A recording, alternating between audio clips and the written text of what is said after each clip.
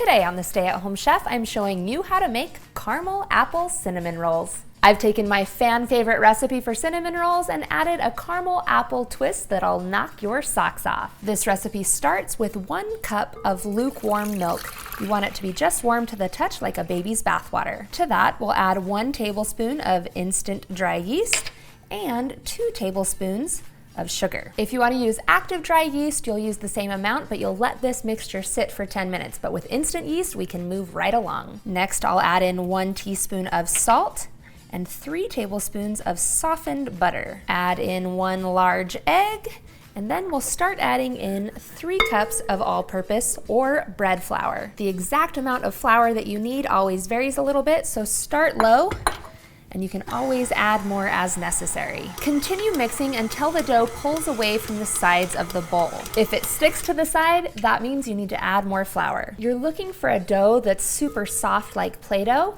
and is tacky but not sticky enough that it sticks to your hands. Then we'll transfer it to a lightly greased mixing bowl and cover it with a towel and let it rise until double in size, which will take about 1 hour. Now if we take a peek here, I actually already have one that's risen so you can see the difference in size. Go ahead and turn the dough out onto a clean countertop, and we're gonna roll this out into a large 12-inch by 18-inch rectangle. Then one of the benefits of printing recipes is that I have an 8.5 by 11-inch ruler. So I know that that's, about 18 inches by 12 inches. And of course, it doesn't have to be perfect. What you're looking for is basically just an even layer of dough. Then we're gonna take 1/2 cup of room temperature butter and start spreading it out into an even layer on top of our dough. Leave about 1/4 to 1/2 inch around the edges just so you can seal this up. Then take 1/2 cup of brown sugar and you're gonna stir in 1 to 2 tablespoons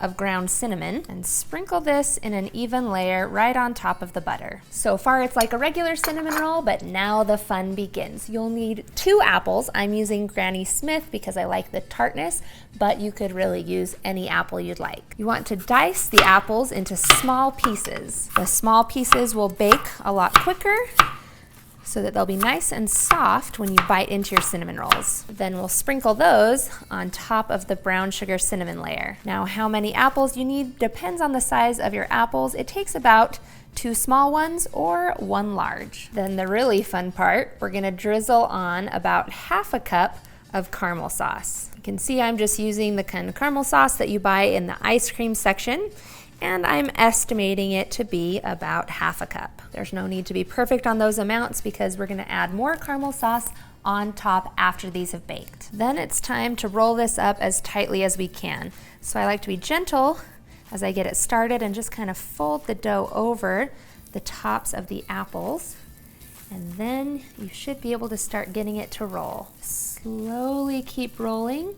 It kind of pushes the toppings forward, so I like to leave a good gap at the end here so that I'm able to seal it up. Then when we get to the end, I actually take that bottom piece and stretch it up and press it into the little log that we've created. That kind of helps seal up the edges and keep everything inside. We need to cut this log into 12 rolls, so I'm gonna take my serrated knife and start marking out where I'm gonna cut. Then we can gently slice into these using a sawing motion so that you don't have to apply too much pressure and squish your rolls. Then you'll place each slice into a lightly greased 9 by 13 pan. Once you have all 12 rolls in your pan, you're gonna cover this and let these rise again for 30 to 45 minutes. In the meantime, you'll want to preheat your oven to 350 degrees Fahrenheit.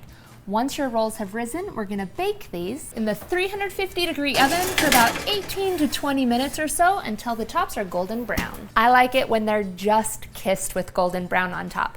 Once they're done, remove them from the oven, then we'll let these cool off for about 15 minutes. Now you have a couple of options. You could make a traditional little cream cheese glaze to go on top like cinnamon rolls, or you can just add on caramel. I like to go with the caramel so it really accentuates all of those apple flavors in there and doesn't hide them with the cream cheese glaze. Then another option, you know how caramel apples are sometimes dipped in nuts? Well, you could also sprinkle on some chopped pecans or chopped walnuts. You can let them cool off and store them covered for about 3 to 5 days, or you can eat them while they're warm.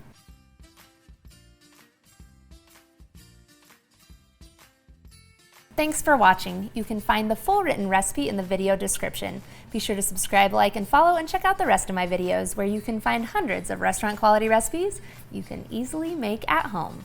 See you later.